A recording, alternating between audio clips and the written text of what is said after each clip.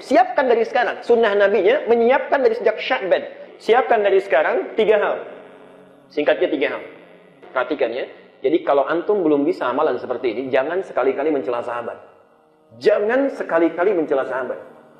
Saya paling tidak suka dengan orang yang sedikit ilmunya, sudah tidak punya ilmu, senang sekali mencelanya.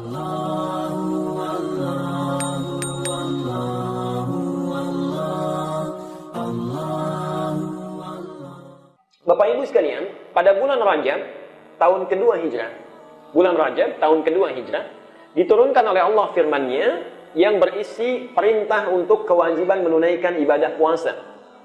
Karena sebelumnya Nabi pindah dari Makkah ke Madinah, hijrah, kemudian melihat orang Yahudi selalu menunaikan puasa Asyura, diikuti oleh Rasulullah. Kata Rasulullah, kita lebih berhak melakukannya dibandingkan mereka. Diikuti, kemudian ditunaikan itu, Asyura, diolok-olok oleh Yahudi. Diolok-olok oleh orang Yahudi.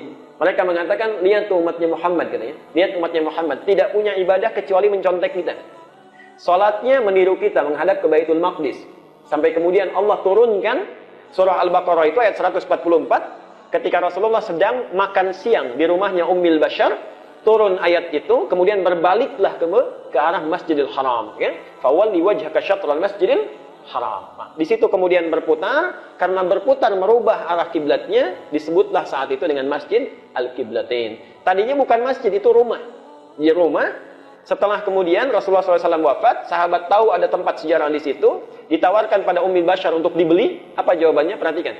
Sahabat meminta, kami akan beli ini untuk jadikan masjid. Kata Ummi Bashar, tidak usah dibeli. Aku wakafkan ini untuk jadi masjid.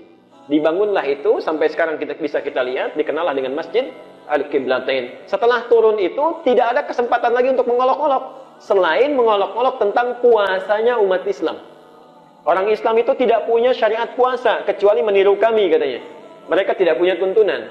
Karena itu tepat di tahun kedua Hijrah, di bulan Rajab, diturunkanlah oleh Allah Subhanahu wa taala Quran surah Al-Baqarah 183 berisi kewajiban tentang puasa bulan Ramadan. Sejak saat itu, karena kita Quran Sunnah kita lihat di dalilnya, sejak saat itu Aisyah radhiyallahu anha buka babus Syam. Kitab Al-Bukhari, Babus Syam, nomor hadis yang kedua. Aisyah radhiyallahu anha menyampaikan kepada kita semua, kata beliau, sejak turunnya ayat itu, umat Islam semakin bersemangat menunaikan puasa Ramadan, sedangkan Asyura ada yang menunaikannya, ada yang tidak. Karena Nabi menyatakan, "Faman syaa'a falyaf'al, faman syaa'a falyatruk." Siapa yang ingin menunaikannya tunaikan, yang tidak. Di poin kita sebagai pengantar, dan kenapa nanti disebut dengan tarhib, saat turun ayat itu. Ya ayyuhalladzina amanu kutiba alaikumus syiyam kama kutiba 'alal ladzina min qablikum la'allakum tattaqun. Tidak ada satu orang sahabat pun yang tidak bahagia. Tidak ada satu orang sahabat pun yang tidak bahagia. Turun ayat itu, Nabi langsung menyampaikan 2 sabdanya. Dan dengan 2 sabda itu, mereka semakin luar biasa senangnya dengan turunnya Ramadan ini. Hatinya lapang, jiwanya luas, senang dengan kedatangan Ramadan. Nanti kita akan lihat apa yang menyebabkan mereka senang, hatinya begitu lapang dan luas jiwanya. Kita akan perhatikan nanti 3 sebab utamanya. Hanya dalam bahasa Arab, seorang yang luas hatinya, lapang jiwanya, senang dengan sesuatu, itu dalam bahasa Arab disebut dengan kata dasarnya rohaba. Rohaba. Di rohaba itu secara bahasa artinya dada yang lapang, hati yang luas. Luas, tenang, nyaman. Kenapa bukan bahagia saja, harus lapang? Ini uniknya kalimat dalam bahasa Arab. Bapak Ibu sekalian, saya berikan gambar saya. Ini apa? Gelas ya. Ini gelas, isinya ada air. Kalau ini dikosongkan, tempatnya menjadi luas, menjadi sempit. Luas ya, karena belum diisi. Tempat yang luas itu bisa siap diisi dengan apa saja. Tapi kalau ini sudah saya tuangkan misalnya, maaf, air putih di sini, air bening misalnya. Kalau saya tuangkan yang lainnya bisa tidak? Bisa, tapi akan berubah. Tuangkan kopi jadi air kopi kan? Tuangkan susu jadi kopi susu kan? Macam-macam. Kalau saya isi dengan pasir, penuh sampai di sini. Kira-kira tempatnya lebih luas, lebih sempit. Lebih sempit. Jadi ketika tempatnya sempit, akan sulit diisi oleh apapun. Jadi kenapa menggunakan kalimat tarhib, bukan kalimat bahagia saja, ingin mengesankan bahwa kami ini sangat bahagia kami lapangkan, kami luaskan seluruh isi hati kami sehingga siap menerima perintah apapun yang akan dititahkan saat Ramadan itu. Itu maksudnya. Jadi kalau mau disuruh sholat, tempatnya masih luas. Mau diperintahkan untuk menahan amarah, tempatnya masih luas. Diminta sabar, tempatnya masih luas. Jadi saking senangnya, apa aja siap ditunaikan. Nah, cara untuk menunaikannya dan menunjukkan semangatnya, prosesnya disebut dengan tarhib. Rahaba artinya lapang, luas. Kalau itu ditunjukkan dengan keseriusan dan kesungguhan, maka dirubah namanya menjadi tarhib. Jelas sampai sini? Jadi tarhib Ramadan itu, sering kita dengar tarhib Ramadan, tarhib Ramadan. Di tarhib itu upaya untuk melapangkan, meluaskan jiwa kita dan hati kita, disertai rasa kebahagiaan untuk menerima segala perintah yang akan diberikan oleh Allah di bulan Ramadan. Jelas sampai sini? Alhamdulillah. Dari kata inilah, dari kata tarhib, kalau kemudian sudah kita buktikan datang waktunya, lalu kita terima dengan lapang, maka orang Arab merubah dari tarhib menjadi marhaban. Ya? Alhamdulillah. Dari tarhib menjadi apa? Marhaban. Jadi ada rahaba, ada tarhib, ada marhaban. Rahaba itu kata dasarnya, ya. Rahaba kata dasarnya. Kemudian yang kedua, ada rahaba.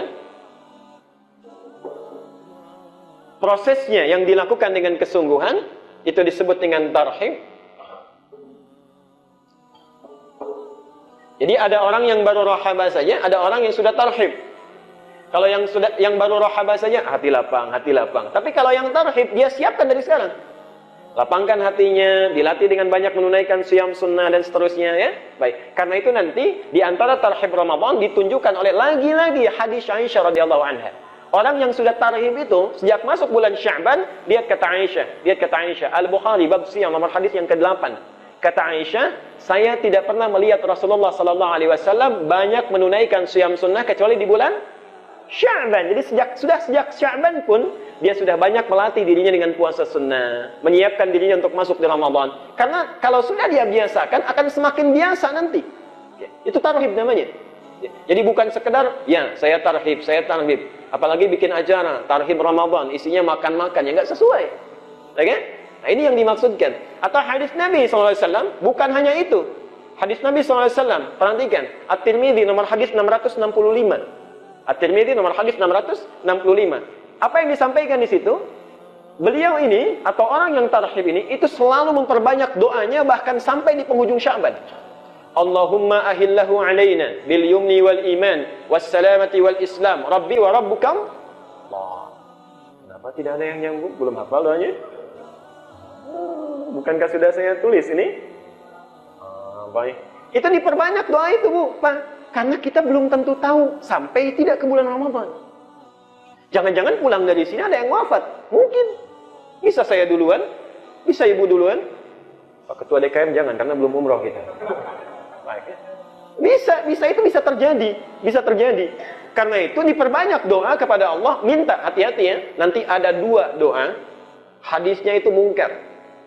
Dan itu yang sering dibaca, itu yang keliru. Contoh, hadisnya 1 tercantum dalam Sunan Al-Baihaqi, kitabnya Syu'abul Iman, nomor hadis 3225. Kalau saya bacakan ini pasti dilanjutkan ini, lancar ini. Allahumma barik lana fi Rajab wa Sya'ban wa balighna. Ibu senang ya hadis dhaif dihafal, yang sunnah ditinggalkan. Baik ya? Itu mungkar. Mungkar itu hadis yang diriwayatkan oleh orang yang suka melakukan perbuatan maksiat sehingga hadisnya harus diingkari, tidak bisa dijadikan dalil dalam agama. Ada hadis yang mirip-mirip lagi, satu lagi. Itu terdapat di Musnad Ahmad, Musnad pertama, Abdullah bin Abbas, nomor hadis 259. Ini mirip, ujungnya saja yang beda. Allahumma barik lana fi Rajab wa Sya'ban wa barik lana fi Ramadan. Ketahuilah yang meriwayatkan hadis itu kedua-duanya orangnya sama. Dari Ziyad An-Numairi. Siapa Ziyad An-Numairi itu? Orang yang suka bercerita hadis tapi orang yang suka melakukan perilaku maksiat. Jelas ya? Maka disebut hadisnya mungkar, harus diingkari, tidak boleh diterima. Bapak ini senang hadis-hadis yang kalau nggak mungkar matruk. Kalau nggak matruk palsu, gitu kan? Coba. Pernah dengar hadis ini? Awal puasa adalah rahmat, pertengahannya adalah maghfirah, ujungnya itqu minan nar. Hadis itu matruk, semi palsu. Pernah dengar hadis ini? Niyamus shaimi ibadatun, tidurnya orang puasa adalah ibadah. Pernah? Itu hadis palsu. Baik ya.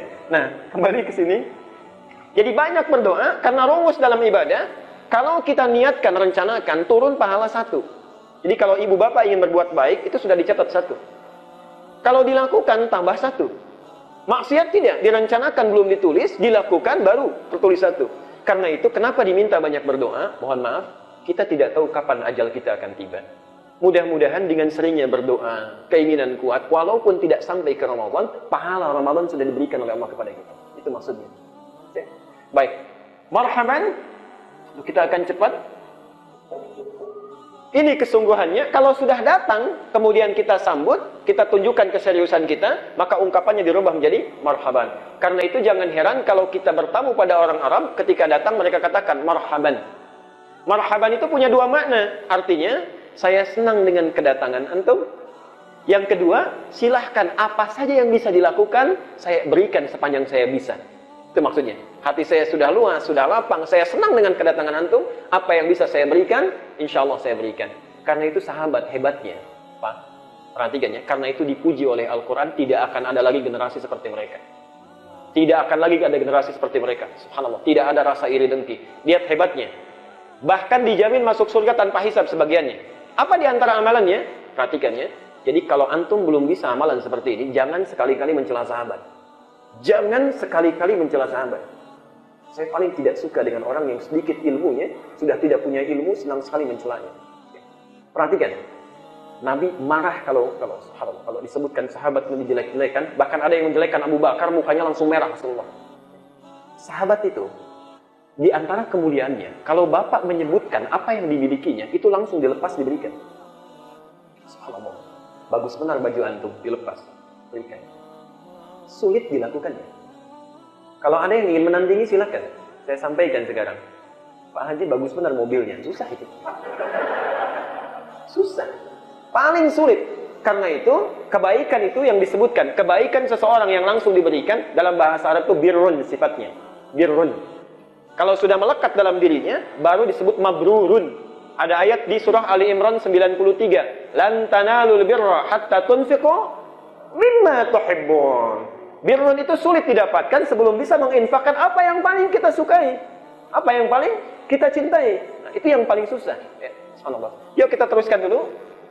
Nah, jadi poin ini yang ingin saya sampaikan. Kalau kita katakan tarhib, siapkan dari sekarang. Sunnah Nabinya menyiapkan dari sejak Sya'ban. Siapkan dari sekarang 3 hal. Singkatnya 3 hal. Satu, memperbanyak doa agar disampaikan di bulan Ramadan dalam keadaan sehat dan kuat iman. Memperbanyak doa agar disampaikan pada bulan Ramadan dengan keadaan sehat dan kuat iman. Nanti di akhir saja saya tuliskan doanya supaya tidak lama kita. Yang kedua, berlatih memperbanyak siyam sunnah. Berlatih memperbanyak siyam sunnah. Dalilnya sudah saya sebutkan tadi. Dan yang ketiga, ini yang paling penting. Yang ketiga, merencanakan amalan Ramadan yang nanti akan dilakukan. Merencanakan amalan Ramadan yang nanti akan dilakukan. Baik. Hadisnya kalau mau dicatat, Al-Bukhari nomor hadis 1803. Itu untuk dalil yang terakhir. Al-Bukhari nomor hadis 1803 dari Ibnu Abbas. Lagi-lagi Ibnu Abbas. Anak kecil usia 5-6 tahun sudah banyak meriwayatkan hadis. Anak kita, usia 8 tahun, masih senang main video game. Al-Bukhari nomor hadis 1803. Ada 3 amalan yang harus disiapkan. Awas ya, hati-hati. 1, banyak berinteraksi dengan Al-Quran. Banyak berinteraksi dengan Al-Quran. Alhamdulillah, insya Allah di sini ada kajiannya. Interaksi dengan Al-Quran. Dan Ramadan itu bulan Quran. Yang kedua, memperbanyak sedekah. Perbanyak sedekah. Sekarang jangan khatam ya, karena tidak ada hadisnya kita meminta menghatamkan banyak Quran. Tidak. Yang ada memperbanyak bacaan Quran yang baik. Jadi yang diinginkan oleh hadisnya itu yang benar, bacaan yang benar, bukan banyak menghatamkannya. Antum khatam 10 kali, tapi salah semua, itu lebih bagus hafal 1 juz, tapi bacaannya benar semua. Pasti? Kedua, memperbanyak sedekah. Yang ketiga, perbanyak muhasabah. Muhasabah, introspeksi diri. Silahkan direncanakan dari sekarang, dibuat tabelnya. Nanti awal-awal Ramadan saya berikan bagaimana cara yang tepatnya. Di tarhib kesimpulannya, kalau disebutkan tarhib, artinya kita harus sudah serius menyiapkan dari sekarang. Lapangkan hati kita, luaskan jiwa kita, kemudian tunjukkan keseriusan itu memperbanyak doa. Yang kedua, perbanyak siyam sunnah. Yang ketiga, siapkan